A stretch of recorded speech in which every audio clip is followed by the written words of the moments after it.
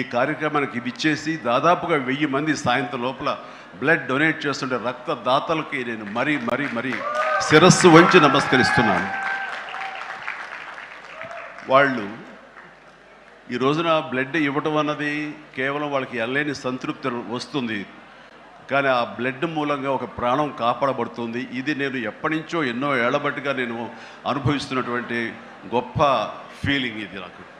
అంటే చాలాసార్లు చెప్పాను, కానీ ఎప్పటికప్పుడు కొత్త జనరేషన్, కొత్త యువకులు వస్తున్నారు కాబట్టి నేను మళ్ళీ చెప్పాల్సినటువంటి ఆవశ్యకత ఎంతైనా ఉంది. ఎందుకంటే ఇది చాలామందికి స్ఫూర్తినిచ్చే ఒక అంశం.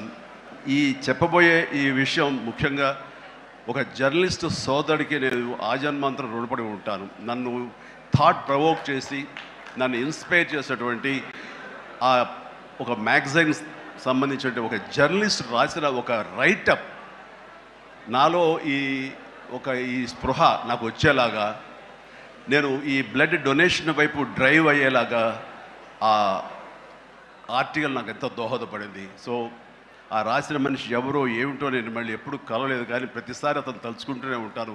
ఈ సందర్భం కూడా అతనికి నా హృదయపూర్వక ధన్యవాదాలు తెలియజేస్తాను ఆ జర్నలిస్ట్ సోదరుడికి. ఎందుకంటే మా అందరికీ